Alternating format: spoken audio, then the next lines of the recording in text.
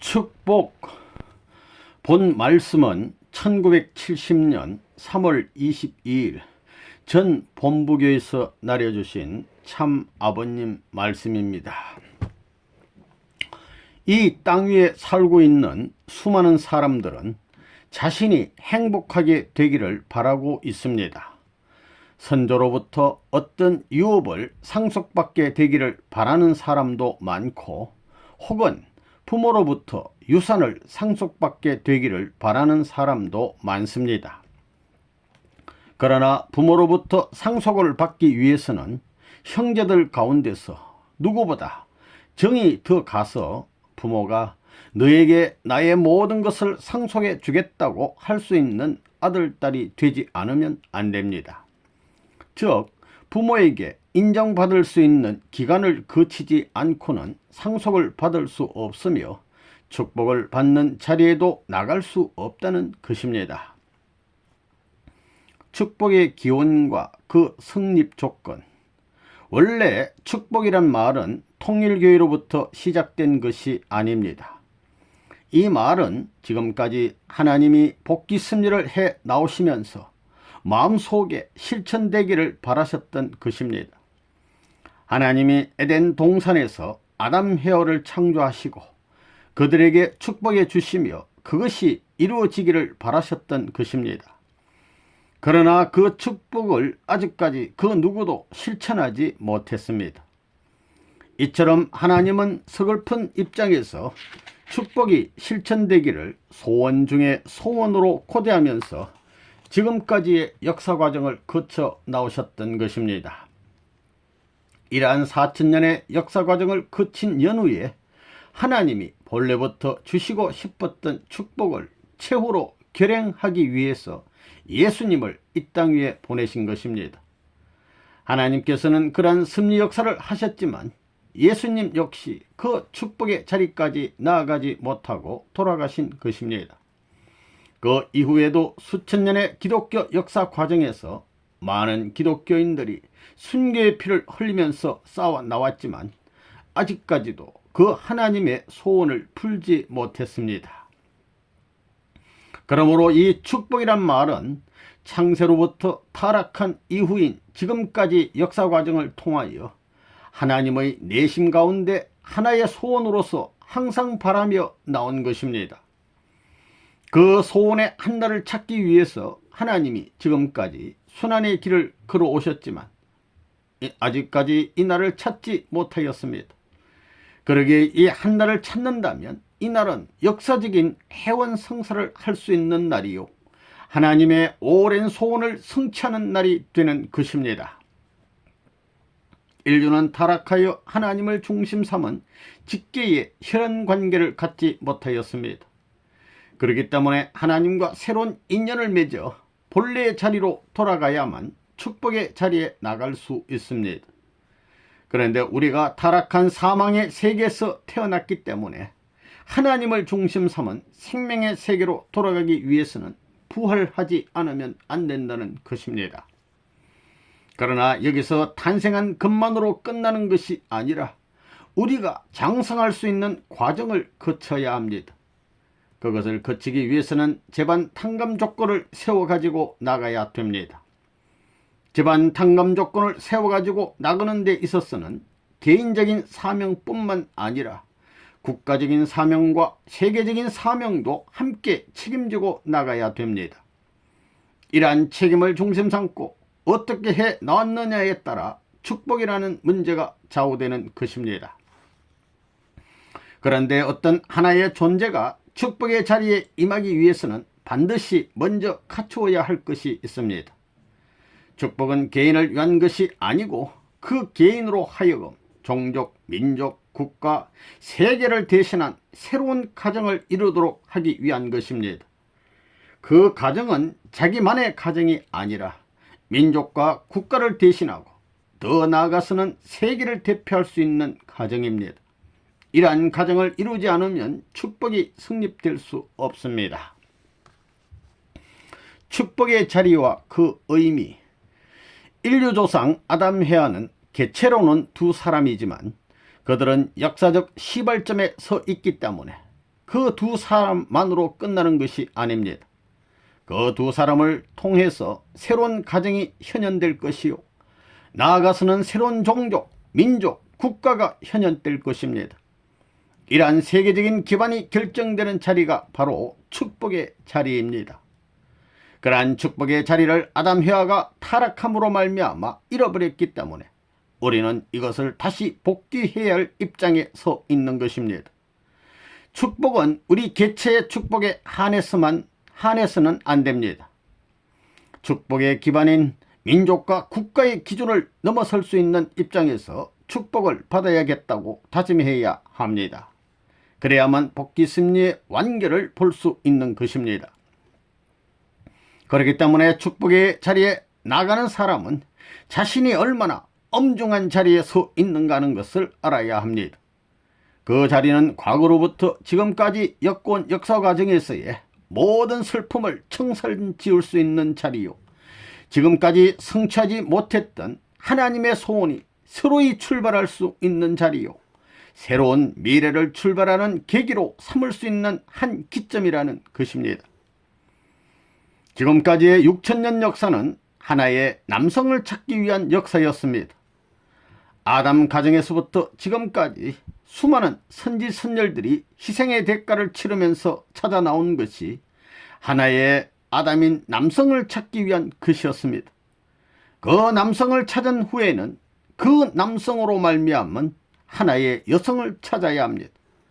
하나님이 아담을 먼저 창조하신 후에 그 아담을 통해 해와를 창조하신 것과 마찬가지로 그들은 먼저 아담을 찾기 위한 역사적인 책임을 다하기 위해 지금까지 하나님을 중심 삼고 싸워 나왔던 것입니다. 아담을 찾았으면 그날부터 해와를 재창조해 나가야 되는 것입니다. 재창조하는 데는 순리적인 환경에서 하는 것이 아닙니다. 국가면 국가, 세계면 세계를 놓고, 세계를 앞에 놓고 재창조하였다는 성리적 결정점을 완전히 해결해 놓지 않고는 축복을 이룰 수 없다는 것입니다. 아담 이후에 실패한 모든 것들을 탕감하기 위해서 하나의 남성으로 태어나신 분이 예수님이십니다. 그러나 예수님도 뜻을 이루는 데 있어서는 혼자서는 안 되는 것입니다. 아무리 예수님이 이스라엘 민족에 대한 승리의 모든 내용을 상속받았다 하더라도 예수님 혼자서는 국가를 형성할 수 없습니다. 예수님이 국가를 형성하기 위해서는 먼저 새로운 가정을 편성해야 된다는 것입니다. 새로운 가정을 이루기 위해서는 땅 위에 있는 수많은 여성들을 대표할 수 있는 하나의 여성을 찾아야 됩니다. 국가적으로나 세계적으로나 전체를 걸어놓고 수많은 여성들을 대표할 수 있는 하나의 여성을 찾아야 된다는 것입니다. 그 하나의 여성은 사탄 세계에서 찾아내려면, 그 하나의 여성을 사탄 세계에서 찾아내려면 역사 과정에서 수많은 사탄들이 반기를 들고 반대하던 것을 도려내는 싸움을 해야 합니다. 즉 6000년 동안 사탄에게 침범받았던 모든 것들을 완전히 넘어설 수 있는 승리적 조건을 사탄에게 제시하지 않고는 잃어버렸던 해화를 찾아올 수 없는 것입니다. 그래서 역사적인 여성이 되기 위해서는 역사적으로 실패하여 몰린 내용들을 청산지어야 됩니다. 또한 시대적인 해화가 되기 위해서는 시대적인 모든 여성들을 대표해서 하늘 앞에 충효의 도리를 다한 하나의 기준을 세워야 됩니다. 그리고 하나의 여성으로서 하나의 남성을 대해 연려의 심정을 갖고 나서야 합니다. 그러한 하나의 여성이 나타나지 않고는 지금까지 역사 과정을 통해 소망하였던 복귀된 하나의 실체 해화를 찾을 수 없습니다. 역사상의 모든 여성을 대표할 수 있는 하나의 실체를 세울 수 없는 것입니다. 그러나 하나의 여성을 찾기 위한 배후의 환경을 만든다는 것은 그렇게 간단한 문제가 아닙니다. 그 자리는 세계사적인 내용이 들어있다는 것입니다. 그 하나의 여성을 찾으면 그 하나의 여성으로 말미암아 새로운 민족이 형성되는 것이요, 새로운 세계가 형성되는 것입니다. 축복 행사의 의의. 에덴 동산에서 해와를 타락시킨 천사장의 입장에 선 이 세계에서 해와를 찾아 나오는 데는 천사장 대신 해와에 가는 길을 협조해 줄 수 있는 하나의 남성격 존재가 있어야 되는 것입니다.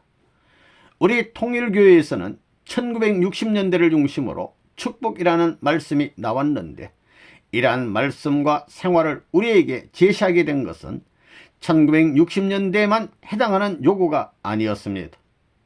역사 과정을 통하여 섭리를 펴시는 곳곳마다 혹은 그때마다 하나님이 바라시는 최고의 소원은 축복이라는 하나의 기점을 마련하는 것입니다.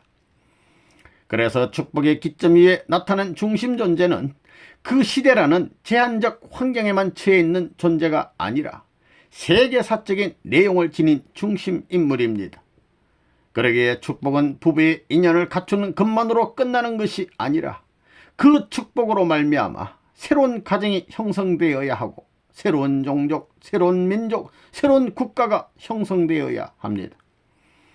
이런 관점에서 볼 때 1960년대부터 새로운 역사 시대로 접어들었다는 것입니다. 새로운 역사 시대로 접어들므로 말미암아 새로운 종족이 여기에 현현할 것이요, 새로운 국가, 새로운 세계의 형성이 여기에 벌어지는 것입니다. 지금까지 이러한 기점을 중심 삼고 통일교회에서는 수차에 걸쳐 축복 행사를 거행하였던 것입니다. 이것은 축복받는 것만으로 끝나는 것이 아닙니다. 이러한 행사를 거쳐 민족과 세계, 복귀 승리의 노정 앞에 하나의 승리의 방패, 승리의 기점을 넓혀 나온 것입니다. 축복이라는 것은 이처럼 엄청난 것입니다. 우리는 그러한 사실을 내정적인 심정으로 채우려야 됩니다. 하나님 앞에 그러한 남성과 여성이 아무리 많이 있다 하더라도 그 수가 문제가 아닙니다. 여기에는 반드시 하나의 남성과 여성 단 둘만이 있다는 것입니다. 그렇기 때문에 그 두 사람이 전한 길을 맞아 새로운 출발을 하려면 하나님이 찾아 세운 재창조의 실체의 모양을 갖추어 등장하지 않으면 안 되는 것입니다. 그래야 하늘 땅을 중심 삼은 새로운 세계가 전개되어야 합니다. 자기 개인이면 개인이 나는 이런 아들이 되고 이런 딸이 되겠습니다. 이 아들과 딸이 가는 길은 당신이 소망하시는 나라를 위해서 가는 길입니다. 나라뿐만 아니라 당신이 지금까지 추구해 나오시던 세계를 위해서 가는 길입니다 라고 할 수 있어야 됩니다. 가는 도정에는 어려움도 많이 있을 것이요, 공공함의 곡절도 많이 있을 것입니다. 그러나 그런 것이 문제되는 것이 아닙니다. 어떻게 하든지 이 모든 것을 돌파해서 국가를 지나 세계로 갈 수 있는 부부가 되어야 합니다. 축복의 인연을 맺기 위한 자리, 한 사람의 남성과 한 사람의 여성으로서 일생을 동반하여 사는 것이 축복받기 위한 기대가 아닙니다. 그 자리는 새로운 세계를 형성하기 위한 운명을 짊어지고 가지 않으면 안 될 결정적인 인연을 맺고 들어서는 자리입니다. 이 길은 가고 싶다고 해서 자기 마음대로 갈 수 있고 가고 싶지 않다고 해서 안 갈 수 있는 그런 길이 아닙니다. 필연적으로 가야 할 우리의 운명의 길인 것입니다. 이 길은 우리에게 있어서 단 한 번밖에 부여받을 수 없는 다시 없는 길입니다. 만약 여기서 잘못되는 날에는 다시 복귀라는 명사를 찾아 세울 수 없는 최후의 길이 되는 것입니다. 아담 헤어의 타락은 하나님을 중심 삼고 된 것이 아니라 사탄을 중심 삼아 가지고 된 것입니다. 본래 사랑은 하나님으로 말미암아 되어야 할 것이었는데 아담 헤어의 타락으로 그 사랑이 사탄으로 말미암아 되어진 결과가 되었습니다. 그러나 사랑을 중심 삼고는 언제나 하나님 편이 시초요 결과가 되어야 하기 때문에 하나님은 지금까지 사랑을 표현하고 복귀 역사를 해 나왔던 것입니다. 개인이 사랑의 승리를 가져오려면 하나님과 하나 될 수 있는 자신이 되어야 합니다. 가정이면 남편과 아내가 완전히 하나 되어야 합니다. 가정의 기운이 될 수 있는 부부가 완전히 하나 되어야 된다는 것입니다. 완전히 하나 되어 타락한 아담 헤아를 대하시는 하나님의 슬픈 마음을 지워버려야 하고 하나님의 사무친 원한의 심정을 회원시켜야 하는 것입니다. 그럴 수 있는 부부가 되어야 합니다. 하나님이 태초에 아담 여호와를 지으실 때 먼저 만물을 지어놓고 그 만물의 중심인 아담 여호와를 영광의 실체로 지어 그들이 환희에 찬 승리를 다짐할 수 있는 축복의 한 날을 갖기를 바라셨습니다. 그러나 아담 여호와가 타락함으로 말미암아 그 뜻을 이루지 못하였기 때문에 오늘날 우리는 우리 일대에서 그 소원의 한 날을 완결지을 수 있도록 해야 됩니다. 그 승리의 영광을 드높여 드리기 위해 우리 스스로가 온 천지 앞에 찬양을 드려야 되는 것입니다. 이 축복을 바라보면서 예수님이 죽었듯이 복귀심리 도상에 왔다 간 수많은 사람들의 소원도 축복이었습니다. 그렇기 때문에 영계에 가 있는 수많은 영인들도 깊이 있고 이 축복의 인연을 맺게 되기를 바라고 있는 것입니다. 성경을 보면 의의 면류관, 사랑의 면류관이란 말이 있는데 그 면류관의 표상이 무엇이냐? 그것은 하나님 앞에 축복의 상대를 갖추어 하나님이 허락하시는 나라의 백성이 되는 것입니다. 그런 특권을 하나님으로부터 부여받는 것이 면류관의 상징으로 되어 있는 것입니다.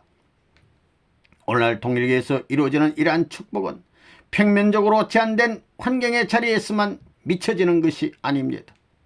지나온 역사의 과정을 통해서, 현재를 통해서, 미래를 통해서 혹은 영계의 수많은 영인들이 필연적으로 추구하고 갈구해 나온 소망의 기점이 여기에서 이루어져 나가는 것입니다. 우리가 갖추어야 할 도리, 그런 면에서 볼 때 하나님이 아담 대신 혹은 예수님 대신 부를 수 있는 입장에 내가 서 있느냐? 새로 오실 주님을 대신할 수 있는 입장에 내가 섰다고 인정할 수 있겠느냐 하는 것이 문제가 되는 것입니다. 그렇기 때문에 여러분은 자기의 과거로부터 현재에 이르기까지 자기의 생활을 비판해 보아야 합니다. 우리들 중에도 자기 나름대로 생각하는 사람이 많이 있습니다. 교회에서 상례로 하는 것이 축복이다. 나 자신도 이러이러한 조건이 성립되어 있으니 또는 교회에 들어온 지 몇 해가 넘었으니 그게 해당될 수 있는 자격자가 되었겠지라고 생각하겠지만 그렇게 생각해서는 안 되는 것입니다. 이날은 하나님이 6천년 동안 소망하시던 한 날입니다. 이 한 날을 맞이함으로 말미암아 잃어버린 아들을 찾게 되는 것이요 잃어버린 딸을 찾게 되는 것입니다. 이들을 통하여 하나님의 사랑을 연결시킬 수 있는 일치점이 마련되는 것이요 여기서부터 하나님의 뜻을 펼 수 있는 행적인 터전이 마련되는 것입니다. 이와 같이 하나님의 내심에 일치될 수 있는 마음을 가지고 축복의 한 날을 맞기 위해 준비하는 아들, 딸이 지금까지 없었다는 것입니다. 우리의 모습을 보게 되면 얼굴에는 이목구비가 다 갖추어져 있고 몸에는 사지백체가 다 갖추어져 있습니다. 이 모든 것이 합해가지고 하나님 앞에 나타나게 될 때 하나님이 우리의 어떤 부분을 사랑하시겠습니까? 하나님은 어떤 한 부분만을 중심 삼고 사랑하는 것이 아닙니다. 전부를 사랑할 수 있는 아들, 딸이 되기를 바라시는 것입니다. 하나님이 바라시는 기준은 50점이 아닙니다. 하나님은 60점, 70점도 아닌 100점 이상을 바라시는 것입니다. 그 100점 이상의 기준은 아담 해와가 타락했던 기준이 아닙니다. 하나님 앞에 모든 것을 탕감받게 드릴 수 있는 기준의 자리인 것입니다. 다시 말하면 에덴 동산에서 타락하기 전에 아담 해와 이상의 가치를 추구하는 아버지의 마음이라는 것입니다. 만일 이러한 조건을 성립시키지 못하게 되면 지금까지 하나님의 위신은 땅에 떨어지게 되는 것입니다. 하나님은 사탄이 아담 해와를 침범하여 그 영광의 한날을 유린했던 것을 능가하는 자리에서 새로운 축복을 받을 수 있는 부부를 가져야 됩니다. 사탄이 하나님의 아들, 딸을 찾아가 다시 취할 수 있는 입장이 되면 하나님은 위신을 찾아 세울 수 없게 되는 것입니다. 그렇기 때문에 우리는 어떠한 자기의 사정을 가지고 축복을 받으려고 해서는 안 됩니다. 축복의 자리는 하늘과의 단편적인 결과의 입장에 서가지고 하나님이 인정하지 않을 수 없는 자리에서 출발해야 하는 것입니다. 이것이 타락한 인간으로서 취해야 할 태도입니다. 그렇지 못할 때는 패자로서 그 자리에 남아지게 되는 거예요. 그 자리에서 한번 잘못하게 되면 억천만세 후손이 걸려 들어가게 되는 것이요 선조까지 걸려 들어가게 되는 것입니다. 그러면 예수님은 이 땅에 오셔서 무엇 때문에 실패하였느냐? 예수님이 오셔서 30여 년 동안 자신이 해야 할 말씀을 다하지 못해서 실패한 것이 아닙니다. 또한 공생의 노정에서 제자들과 혹은 친척들과 해야 할 일을 못해서 실패한 것도 아닙니다. 실패의 동기는 단지 예수님이 축복의 자리에 나가지 못했기 때문입니다. 십자가를 지시게 된 직접적인 동기도 이스라엘 민족이 배반하고 유대교인이 반대한 데 있다기보다는 요셉 가정에서 그러한 축복의 한날을 갖지 못한 데 있습니다. 그럴 수 있는 한날을 가졌더라면 예수님은 십자가에 돌아가시지 않았을 것입니다. 지금까지 인류가 고통 가운데 신음하고 있는 원인은 타락하여 축복의 자리에 서지 못한 조상을 가졌기 때문입니다. 그 비운의 역사가 있었기 때문에 지금까지도 두고두고 후손들이 신음하고 있는 것입니다. 온 천하의 인류가 하늘 앞에 한결같이 소원하는 것은 바로 축복의 한날입니다. 이것은 전무후무한 역사적인 사실입니다. 축복 가정의 책임. 사람은 누구나 축복을 받아야 합니다. 그리고 축복받은 부부는 축복받은 그날부터 해야 할 책임이 있습니다. 그 책임은 부부가 합하여 가정을 형성하여 사는 것이 아니라 둘이 합쳐서 민족과 국가를 형성해야 하는 것입니다. 축복받은 사람이 10사람이면 10사람의 가정이 합하여 새로운 세계관을 가지고 하나의 새로운 종족을 편성해야 합니다. 새로운 국가를 형성하자면 먼저 새로운 종족을 편성해야 됩니다. 그 종족은 분열된 종족이 아니라 하나로 통일된 종족이라야 되는 것입니다. 축복받은 10사람의 목적은 서로 같아야 합니다. 이 가정들은 사탄 세계에서 찾아 세운 소수의 가정들이기에 언제나 사탄 세계의 공세를 받을 수 있는 입장에 있습니다. 그렇기 때문에 언제나 하나가 되어 단결해 가지고 그 환경에 압도해 들어오는 외부의 힘을 능가할 수 있는 자체 내에 결속을 해야 하는 것입니다. 그 힘을 능가하려면 자체 내에 완전한 통일이 이루어져야 합니다. 이래 가지고 하나 된 모습이 된다면 아무리 외적으로 사탄의 침범을 받더라도 능히 이겨낼 수 있는 것입니다. 이렇게 결집된 실체를 갖춘 데서부터 사탄 세계의 침범을 받지 않는 새로운 종족이 형성되는 것입니다. 그러한 단결된 종족을 통하여 민족이 형성되고 그 단결된 민족을 통해서 새로운 국가가 형성될 것입니다. 만일 우리가 이 땅에서 축복받은 가정으로서 가야 할 길을 못 갔을 때는 영계에 가서 살지 못합니다. 자신들은 축복받은 부부로서 천상에 가서 행복하게 살게 될 줄 알지만 그렇게 되어 있지 않습니다. 축복을 통해서 우리는 만세의 존재 세계에서 영광의 실체의 중심이 되어야 하는 것입니다. 그것이 창조본연의 자세입니다. 세계는 수많은 나라들이 있습니다. 사탄 세계에서 이러한 국가들이 사탄의 진영으로 되어 있기 때문에 하늘을 대신하여 이것을 전부 승리의 결정권 내에 찾아 세워야 합니다. 그래서 하나님 앞에 영광과 찬양을 돌려드릴 수 있는 입장에 서야 하는 것입니다. 우리가 이러한 본연의 자리에 서지 못한 입장에서 영계에 가면 자신이 안식할 수 있는 자리를 잡을 수 없습니다.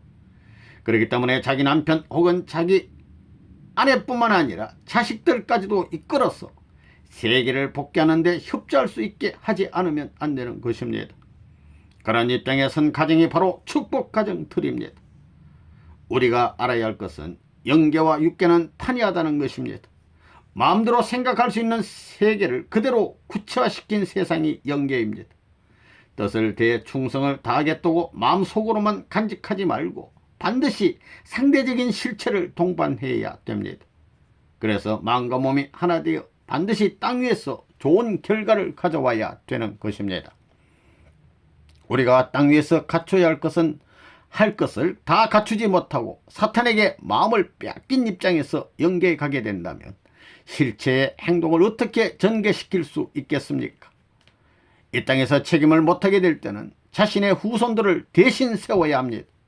자기를 구해줄 수 있는 메시아와 같은 입장에 그 후손들을 세워서 그들을 도와주고 그들의 사정을 봐가면서 협조해 주어야만 합니다.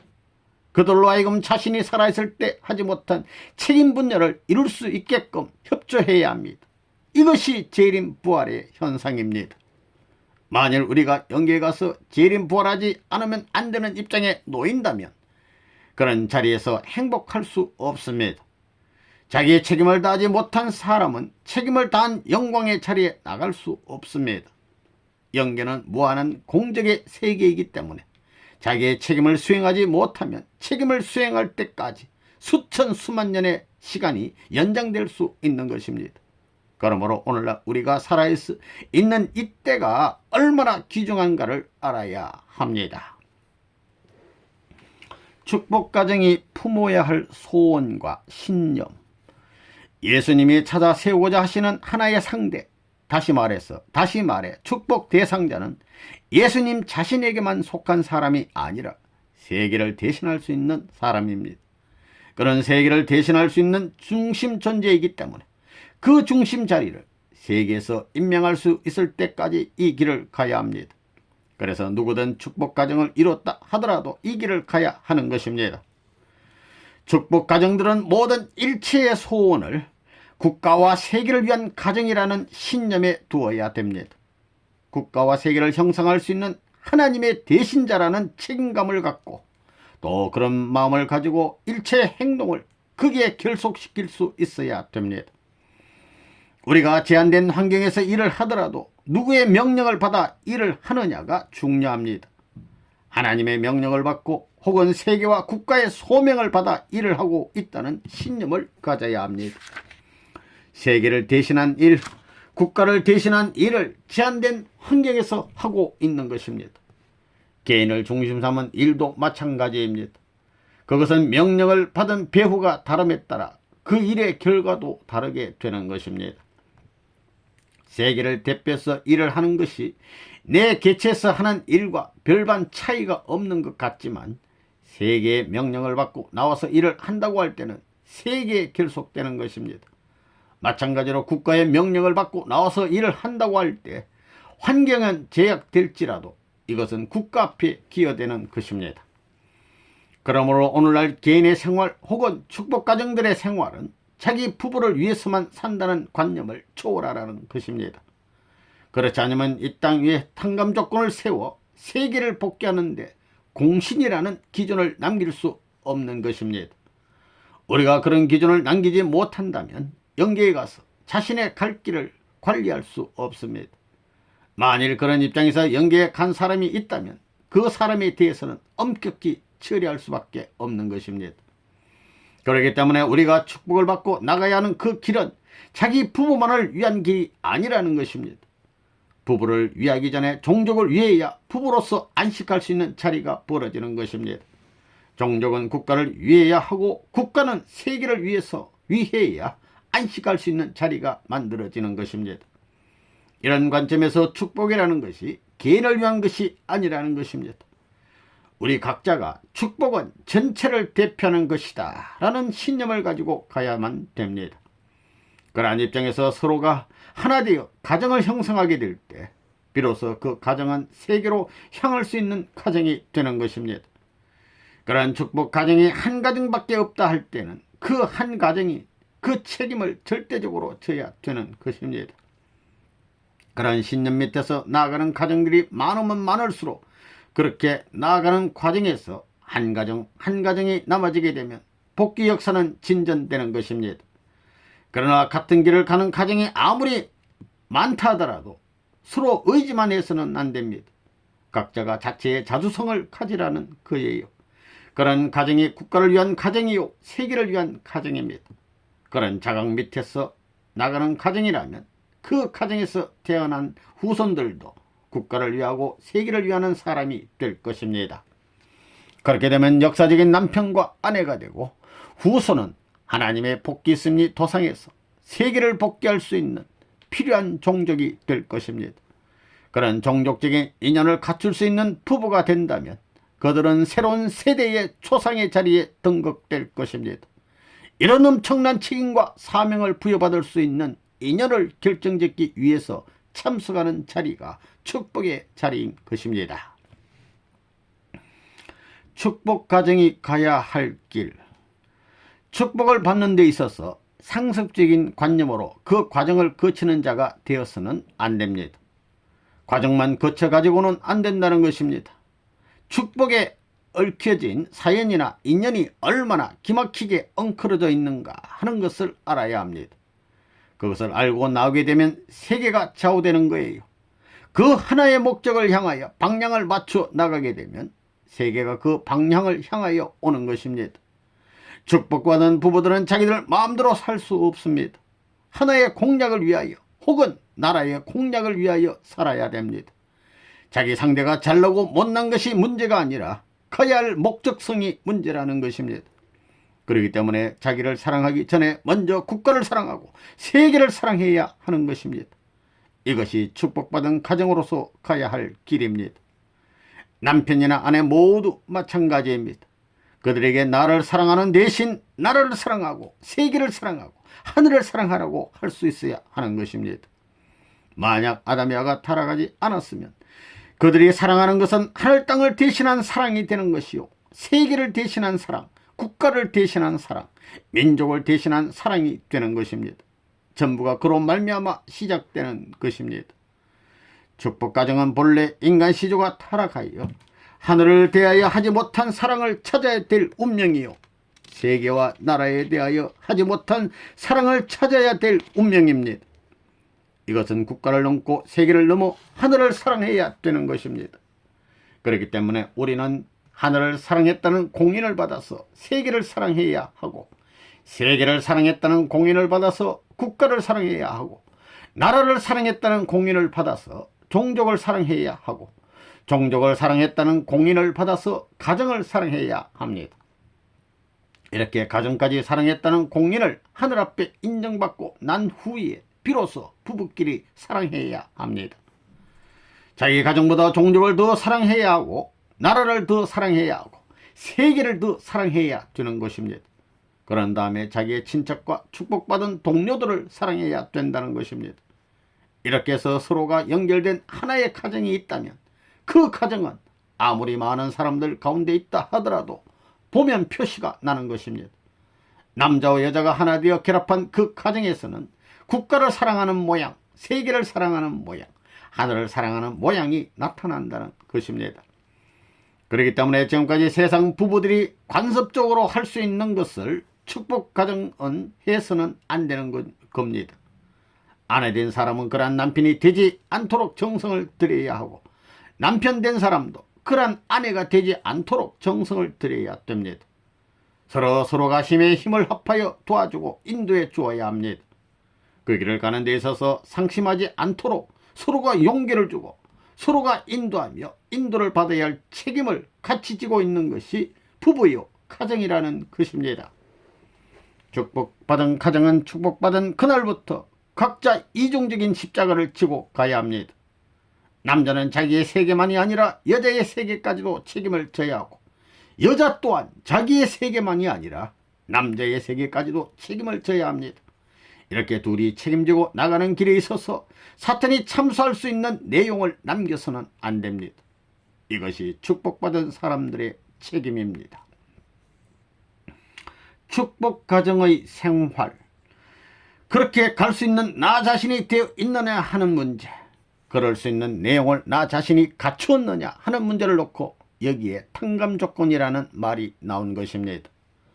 탕감 조건을 세우려면 먼저 믿음의 새 아들딸이 절대로 필요합니다. 아담과 하와가 타락함으로 말미암아 그의 8 식구가 타락하였기 때문에 그 8 식구를 대표할 수 있는 기준을 넘지 않고는 갈 수 없다는 것입니다. 그것을 갖추지 않고 민족을 위한다, 국가를 위한다, 세계를 위한다 하는 말은 한낱 형식에 지나지 않는 말이 되는 것입니다. 이러한 출발 기점에서 이 기준은 절대적이라는 것입니다. 그 절대적 기준을 해결짓고 가야 할 운명길에 있는 것이 축복의 자리입니다. 여기에 수많은 가정 가운데서 중심이 될 수 있는 가정이 있다면 그 가정은 많은 가정들 가운데 하늘이 가장 사랑할 수 있는 가정이 될 것입니다. 반면 서로가 뜻을 망각하고 자기들끼리만 사랑하면서 살았다면 하늘 앞에 부끄러움을 느낄 줄 알아야 합니다. 뜻을 앞에 놓고 자기들끼리 인연을 맺어 자기들만의 행복을 찾아 가정을 꾸려 나가는 입장에 서면 발전을 못합니다. 따라서 가정에 좋은 일이 있으면 그것은 나라와 더불어 세계와 더불어 하늘과 더불어 관계를 맺어야 되는 것입니다. 그 가정의 기쁨은 나라의 자랑이요 세계의 자랑이요 하늘의 자랑이어야 되는 것입니다. 우리가 아들딸을 낳게 되면 그런 장한 아들딸로서 하나님 앞에 바쳐드려야 되는 것입니다. 나 자신은 비록 그런 자리에 나가지 못했지만 내가 하늘을 이룰 수 있는 자리를 이루어 드릴 수 있는 날이 기필코 올 것이다라는 믿음을 갖고 정성을 다하게 될 때 그 아들, 딸들이 세계와 나라 앞에 필요한 존재로서 나타나게 되는 것입니다.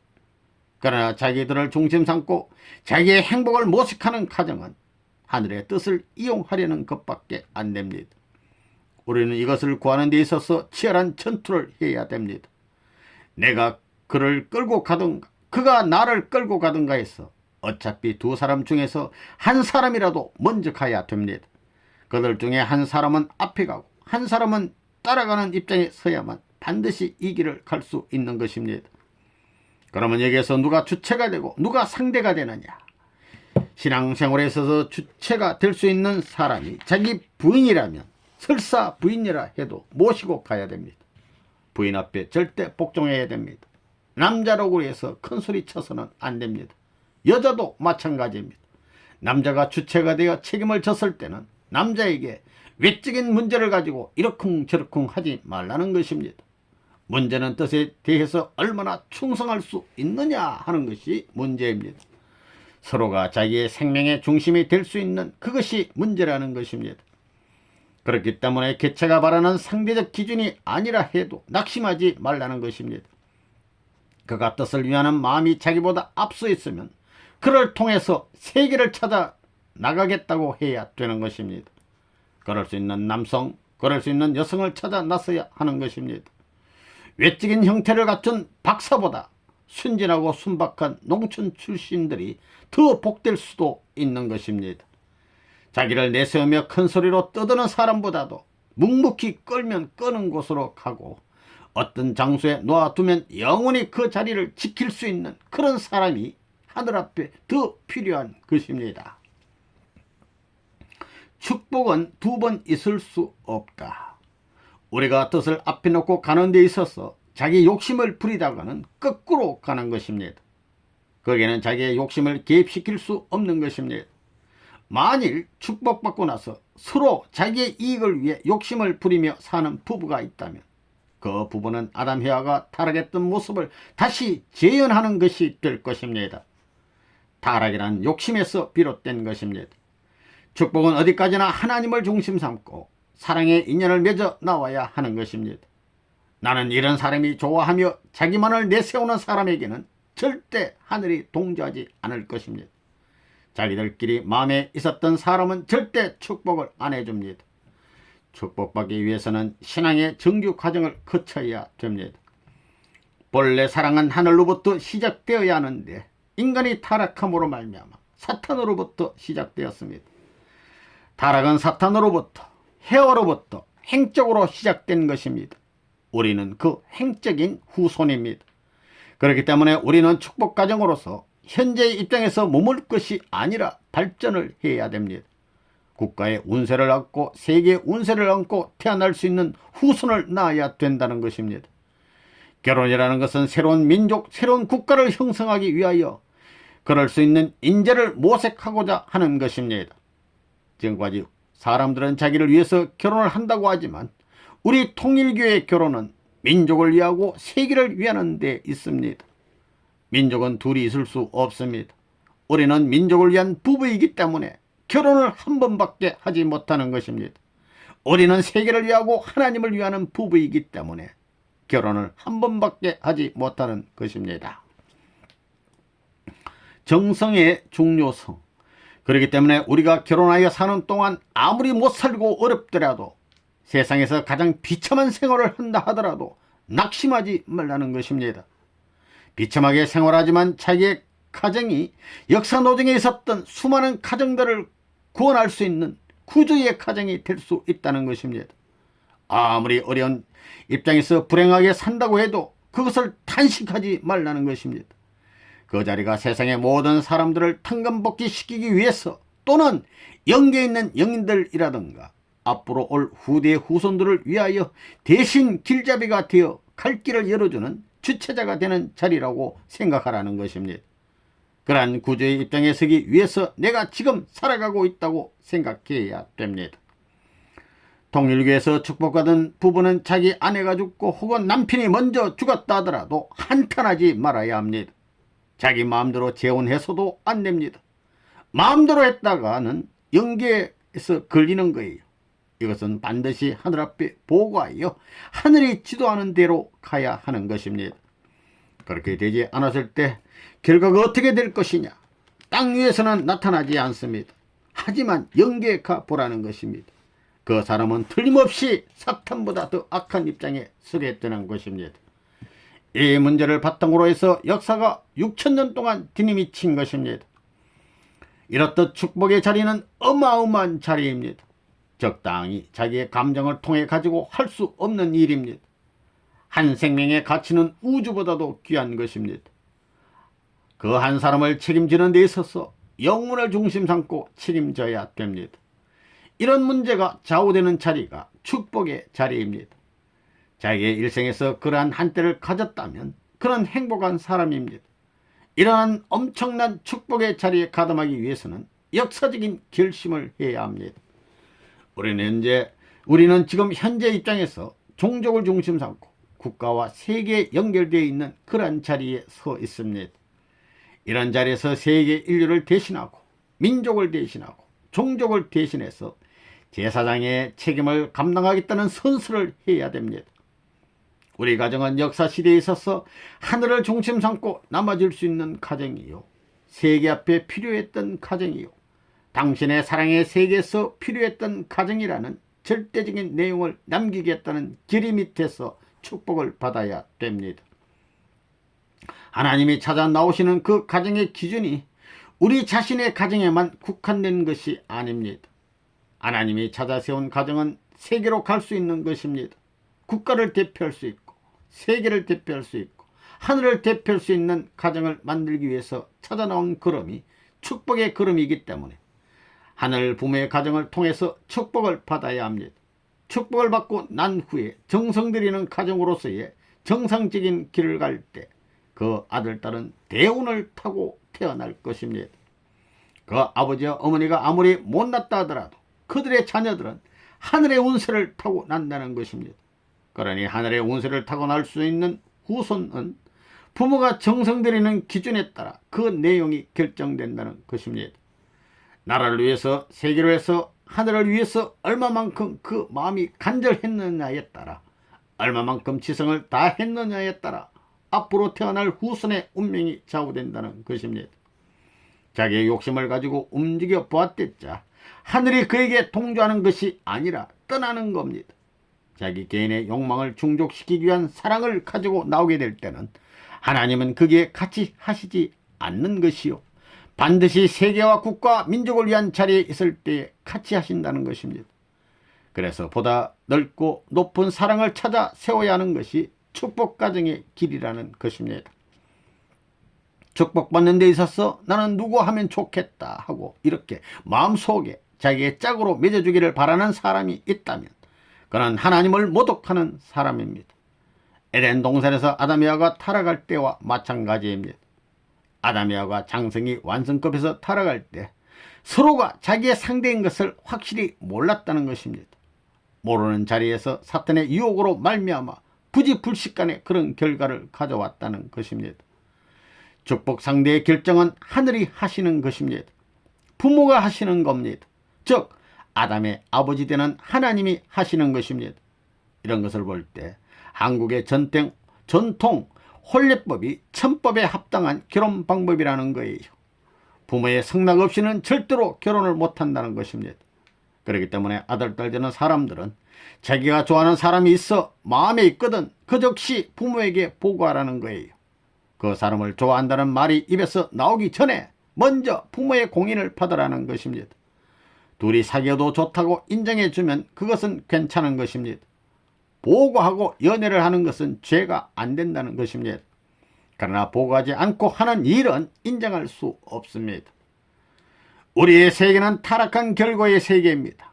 인간 시조 아담 여하가 청소년 시절에 아무런 허락 없이 사랑의 씨를 뿌렸던 것이 오늘날 청소년들에게서 거두지고 있는 것입니다. 콩을 심으면 콩을 거두는 것이요, 팥을 심으면 팥을 거두는 것처럼 인간 시조가 그렇게 타락했으니 그렇게 거두드릴 수 있는 시대가 세계적으로 지금 접어들고 있다는 것입니다. 일생일대에 가장 귀한 것이 축복. 축복은 자기 일대에서 영혼을 두고 한 번밖에 있을 수 없는 가장 귀한 자리입니다. 그 가장 귀한 자리에서 가장 귀한 분과 더불어 결정을 짓고 넘어가야 된다는 것입니다. 하늘이 여기에 내려서지 않으면 안 된다는 것입니다. 그리하여 하늘과 더불어 결정지은 가장 귀한 실체가 되어야 합니다. 이런 귀한 실체를 자기 마음대로 결정하여 나가는 것이 원칙이 아니라는 것입니다. 이것을 잘못했기 때문에 타락의 한이 지금까지 사무쳤다는 것입니다. 이것을 탕감하고 나가야 할 우리의 입장에서 어떻게 이 귀한 자리를 찾아 나가느냐 하는 것이 문제라는 거예요. 그래서 통일교에서는 연애를 할 수 없습니다.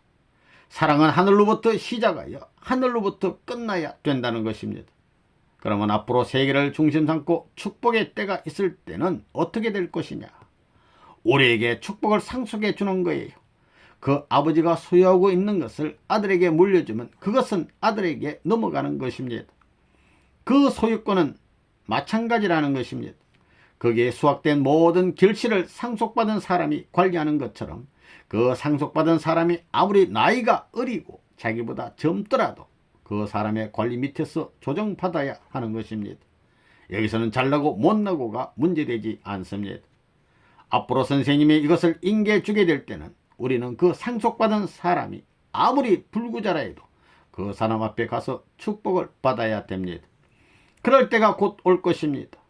이런 것을 깨닫고 이 축복의 자리가 우리 자신 일대에 있어서 단 한 번밖에 있을 수 없는 가장 귀한 인연을 결정짓는 자리라는 것을 알아야 합니다. 선생님이 이 사람은 너와 천생 배필이다 하고 딱 결정해주면 그것은 틀림이 없는 거예요. 선생님은 우리의 짝을 맺어주기 위해서 밤잠을 제대로 못 잡니다. 남의 생명 문제, 영혼의 문제를 책임진 입장에서는 이것이 간단한 문제가 아니라는 것입니다. 보면 팔자가 사는 사람이 있어요. 얼굴을 보면 몇 번씩 시집가야 할 타입이 있다는 것입니다. 그런 사람은 가부가 될 타입입니다. 눈을 보나 입술을 보나 콧등을 보나 틀림없이 그렇게 되어 있다는 거예요. 그런 사람은 그 이상의 남자를 만나게 주어야 됩니다. 그런 여자가 자기 신랑을 만나면 처음에는 원수와 같다는 겁니다. 좋게 출발해서는 그것이 깨져나가기 때문에 원수로부터 출발해야 나중에 좋게 들어맞는다는 거예요. 그런 것을 선생님이 알고 있습니다. 축복에 대해서는 어찌됐건 선생님하고 의논해야 되는 것입니다. 또 선생님이 축복할 때 여자 중에 불구자가 있었어요. 그렇다고 해서 그 여자의 얼굴 모습이 못생긴 것이 아닙니다. 배후의 인연이나 천성을 잘 타고난 여자인데 부모들의 잘못으로 인해 그렇게 된 여자입니다. 그런데 남자들이 그 여자와 해주려고 하면 전부 다 싫다고 그러는 것입니다. 사실 누가 불구자를 좋다고 할 사람 있겠어요? 그런데 어떤 한 남자를 가만 보니까 눈이 쑥 들어가고 생김에 결점이 많이 있었어요. 그 결점을 보충해 줄 수 있는 여자가 바로 그 여자라는 것입니다. 그래서 선생님이 설득 공작에 나섰습니다. 너 이 여자가 보기에는 이렇게 생겼지만 좋은 여자다. 살다가 보기 싫은 데가 보이거든. 그때는 눈을 감으면 되지 않겠느냐. 그렇지만 여자의 얼굴은 참 잘생겼다. 그리고 내가 결혼하는 것이 무엇을 위해서냐? 바로 후대를 위해서 결혼하는 것이 아니냐? 그런 입장에서 결혼하게 되면 이것이 통일교의 역사의 길이 남을 일이 아니겠느냐? 선생님의 일생에서 잊지 못할 일이 아니겠느냐 하면서 쭉 이야기를 해 주었습니다. 그리고 너가 그 여자와 결혼하여 딸을 낳게 되면 미인을 낳을 것이고 아들을 낳게 되면 장군을 낳을 것이다 라고 해가지고 짝을 맺어 주었습니다. 그리고 몇 년이 지난 후 선생님이 지방 순회를 갔는데 그 부부가 참석했습니다. 그런데 선생님을 보자마자 그 사람이 선생님 앞으로 뛰어나오는 거예요. 그동안 어찌 되었나 궁금하던 차에 만나게 되었는데 그 아기를 보자고 해서 보았더니 아니나 다를까 참 미인 딸을 낳아서요. 축복과 이상 상대. 겉보기에 좋은 것은 사탄 세계에서 간판을 달고 선전하는 것입니다. 그렇게 선전하고 있는 집에 들어가서 물건을 샀다가는 바가지를 쓰는 거예요. 선전 잘하는 곳에 들어갔다가는 대다수가 바가지를 쓴다는 것입니다. 진짜는 선전을 안 합니다. 그렇기 때문에 축복받기 위해서 올 때 새 옷을 입고 얼굴에는 연지 곤지 바르고 날뛰는 그런 여자는 상대하지 말라는 거예요. 도리어 수수하여 한꺼풀 벗기고 나면 또 한꺼풀이 있을 것 같은 그런 여자에게 무언가가 있는 거라고요. 미남끼리 같이 살게 되면 그 가정이 견뎌낼 수 없다는 것입니다. 그런 사람은 반대로 해 주어야 되는 것입니다. 천지이치가 그렇습니다. 키 큰 사람은 키가 작은 사람과 맺어줘야지 같이 키가 큰 사람끼리 맺어주면 그들이 사는데 재미가 없는 거라고요. 그렇게 알고 얼굴이 넓적하게 생긴 사람은 넓적한 사람을 얻으려고 하지 말고 가렴한 사람을 얻을 생각을 하라는 것입니다. 또 코가 나발코인 사람은 매부리 코인 사람과 맺어주어야 하는 것입니다. 눈을 봐서 절반만 뜬 것 같은 사람이면 큰 눈을 가진 사람과 맺어주어야 한다는 것입니다. 그렇기 때문에 선생님이 축복해 주는 것은 앞으로 장수하고 자기의 후손을 위해서 하는 것이라 생각하고 자기의 모습이 어떻다는 것은 생각하지 말라는 것입니다. 나 자신은 이렇게 생겼기 때문에 이런 남자를 얻어야 내 후손은 이런 자식이 나올 것이다 하는 것을 생각하라는 것입니다. 그러니까 상대가 자기 마음에 들지 않는다고 걱정하지 말라는 거예요. 선생님이 지금까지 많은 사람들을 지도해 왔습니다.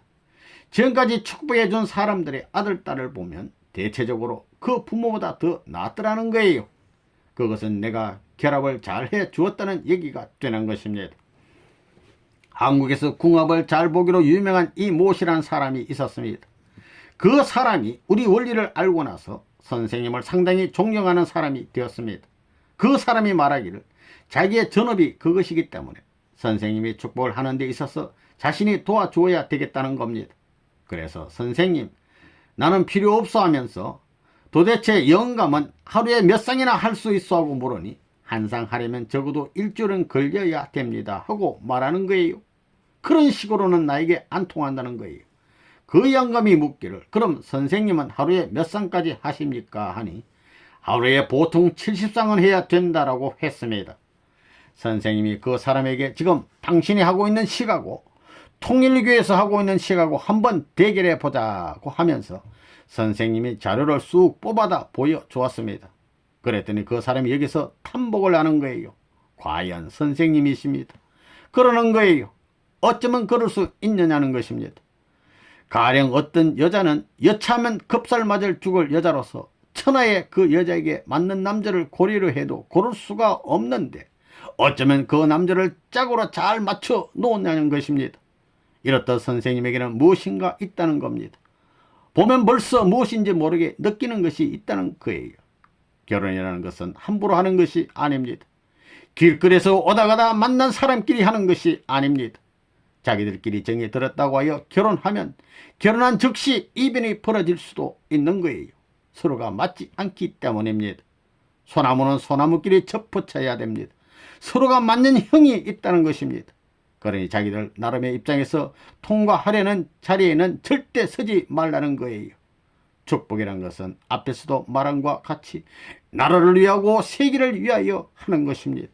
또한 그것이 곧 후대를 위하는 것이 되는 것입니다.